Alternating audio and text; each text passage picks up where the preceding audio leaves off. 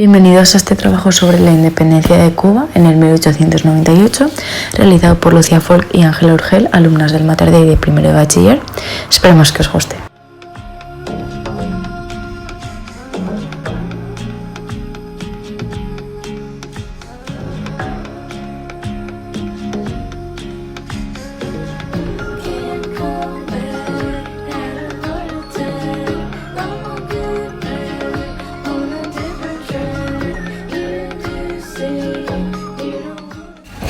Cuba es, en su conjunto histórico, desde antes de su descubrimiento, una agrupación de colonias aborígenas, llamadas de varias formas, guanatabeyes, ciboeyes o taínos, los cuales basaban su economía en la agricultura, la caza y la pesca, como una comunidad primitiva.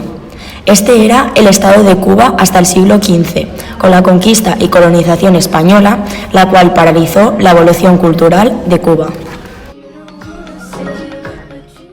Fue el español Diego Velázquez de Cuéllar y, en colaboración con Pánfilo de Narváez, a principios de 1511 se dirigieron desde Cuéllas, una provincia de Segovia, donde desembarcaron los españoles en la región de Maisí, junto a Baracoa.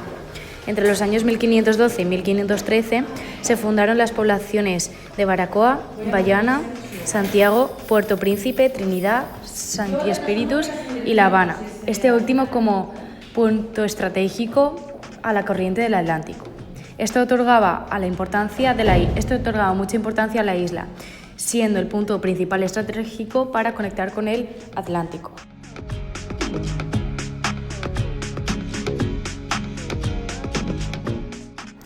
Nos remontamos a la conquista española de Cuba. Tras 19 años del descubrimiento de Cristóbal Colón de las Américas, exactamente el 27 de octubre de 1492. Los españoles pusieron el ojo a esta isla, tras descubrir que era una isla, no una península, como se había pensado en España desde su descubrimiento por Cristóbal Colón. Este personaje ya denominó a Cuba como la tierra más hermosa que ojos humanos vieron. Esto ya designa la belleza de la isla. Por parte de los indígenas no hubo gran resistencia, ya que en general los cubanos eran personas amables y pacíficas, y en menos de 4 años toda Cuba quedaría organizada, tanto sus bases legales, organizativas y políticas fueron distribuidas por los españoles.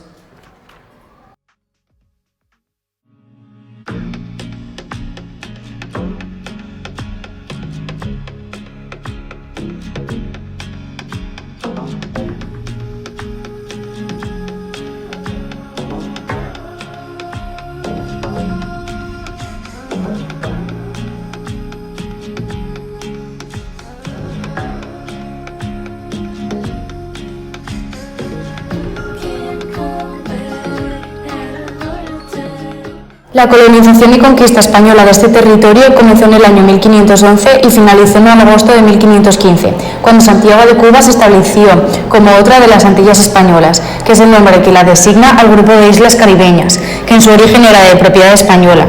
Lo denominaba como Antilla el archipiélago conformado por las islas Bahamas, Haití, República Dominicana, Puerto Rico, Jamaica y Cuba. Como he mencionado anteriormente, los cubanos eran personas las cuales el poder español no les causó represión, ya que adoptaron con cierta felicidad la colonización. Pero ocurrieron sucesos que generaron una imagen negativa a la gran española conquistadora.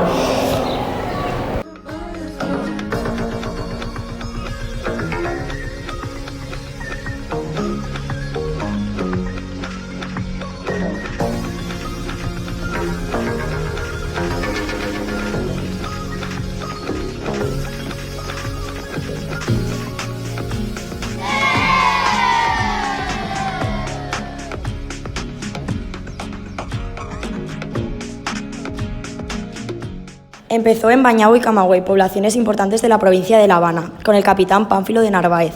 Este capitán llegó a una zona próxima a estos territorios, llamado Caonao, donde sin un motivo aparente se produjo una brutal matanza de indígenas, los cuales no realizaron ninguna acción previa que pudiese parecer agresiva o amenazante para los territorios españoles. Estos últimos, después de la matanza, se comportaron de una forma admirablemente hipócrita, ya que ejercían un trato a los indígenas como si nada hubiera pasado. Pese a esta forma tan poco convencional de tratar los españoles a los indígenas cubanos, generaron un aumento en la economía cubana, ya que pronto empezaron a recoger el oro extraído de minas que se habían encontrado en diversas zonas de la isla, a criar ganado traído de la conocida como La Española, que es la actual República Dominicana, que era propiedad española en su totalidad, y a plantar huertas, al igual que a construir buques para el comercio con el resto de colonias españolas. Este momento de plenitud cubana, pese a la dominación de los españoles, duró varios siglos, hasta finales del XIX, cuando hubieron diferentes causas que provocaron que se genere el deseo de independencia por parte de Cuba.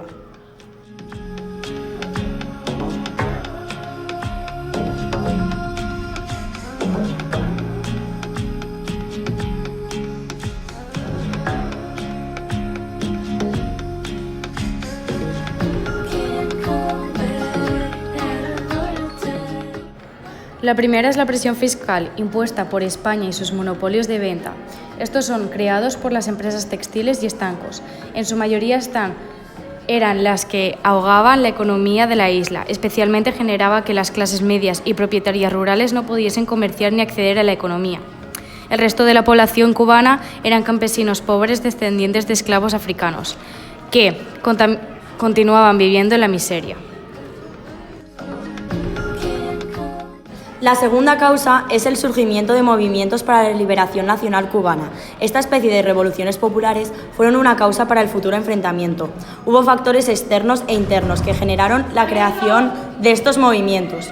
Los internos son la explotación colonial que ejercía España a Cuba. Este abuso de poder por parte de los españoles generó que se forjara una revolución anticolonial. Se hacen presentes a la hora de ejecutar un levantamiento armado. Los factores externos son principalmente los crecientes problemas los cuales la polis, en este caso España, estaba sufriendo. Entre estos destacan la existencia de la Revolución de Septiembre en España, es decir, esto creó un clima inestable en lo que a política respecta. También las declaraciones del futuro presidente estadounidense no muy favorables hacia Madrid, por apoyar a los sureños durante una guerra civil en esos territorios. Esto creó una atmósfera antiespañola que late en las naciones hermanas del continente, por la invasión francesa a México. Y os preguntaréis qué tiene que ver España en esto. Pues España soportó a esa invasión francesa hacia México.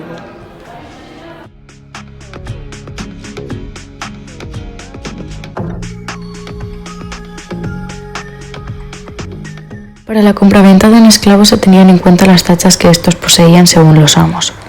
Estas no eran más que las naturales rebeldías frente al abuso de los esclavistas, en este caso colonos españoles, donde dichos esclavos debían trabajar entre 10 y 14 horas diarias y quedaban para 6 horas de dormir y 2 horas dedicadas al ocio o descansar. Dichas tachas eran creadas únicamente por nobles y coloniales españoles que generó en Cuba un sentimiento antiespañol por el trato recibido.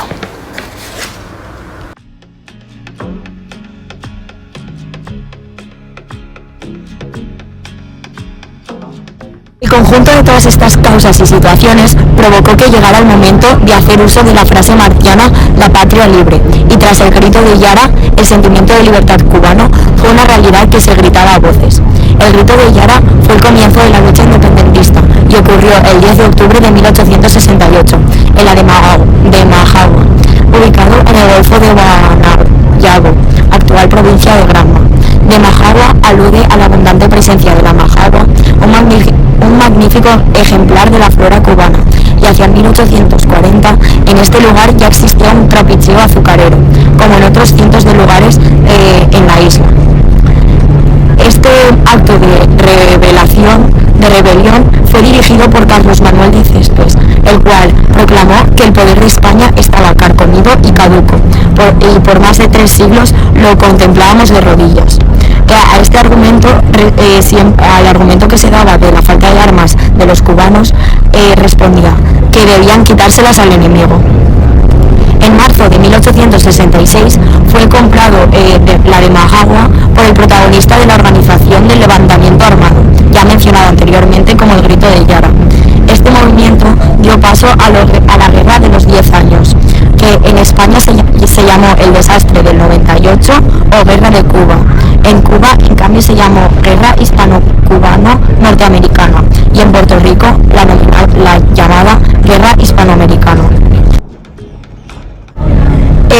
que transcurrió desde el 1868 al 1878, el cual es la primera guerra en busca de la libertad cubana. Finalizó con el Pacto de Zanjón, el cual no mejoraba ninguno de los deseos cubanos para la guerra, que eran la independencia de la misma y tampoco la abolición de la esclavitud. Solo era una forma simbólica de España para acabar la guerra con Cuba. Este ambiente inestable de guerra propició el sentimiento de libertad en la isla, el cual desembocó en el inicio de otra guerra, en 1895. Al principio, el conflicto se desarrolló como una ofensiva de guerrillas armadas, la cual recibió el apoyo de la población campesina. Ante esta inestabilidad, Estados Unidos envió apoyo en el barco acorazado Maine, el 25 de enero de 1898, el cual se situó en las costas de La Habana. Este acorazado sufrió una explosión registrada en su interior, y este hecho realizó la discordia en la que Estados Unidos acusó a España de sabotaje a la embarcación, lo que sirvió de excusa para intervenir en el conflicto declarándole la guerra a España, el 25 de abril del mismo año de la entrada de la embarcación. El 3 de julio, tras duros enfrentamientos navales, los españoles se rindieron, ante una clara derrota naval por parte de las grandes cantidades de posesiones estadounidenses en cuanto a embarcaciones de guerra. El ejército español también sufrió grandes pérdidas terrestres, y dato curioso sobre esto es el siguiente. El apoyo que recibieron los estadounidenses de los independentistas cubanos los permitió bloquear las acciones militares de los españoles. Por esta razón, España decidió entrar en negociación para en cierta forma repatriar a los soldados españoles en Cuba. En este proceso, finalmente, reconoció la independencia de la colonia cubana, sellando de esa manera su derrota en la Guerra de Cuba. Las consecuencias de este reconocimiento son degradantes para la poderosa potencia colonial en la zona caribeña como lo era España. Así finalizó el poder colonial no únicamente en Cuba, también en Filipinas, Puerto Rico y Guam. Tuvo de recompensa 20 millones para España de parte de Estados Unidos. Este es uno de los requisitos que firma el decadente Imperio Español en el Tratado de París con Estados Unidos y sin presencia de ningún representante cubano, el 10 de diciembre de 1898. El tratado puso fin oficialmente al conflicto entre Estados Unidos, Cuba y España, pero esta última se vio obligada a vender a Alemania sus posesiones de las Islas Marianas, Carolinas y Palaos por la necesidad de dinero tras la pérdida de tal poderosa potencia, Cuba.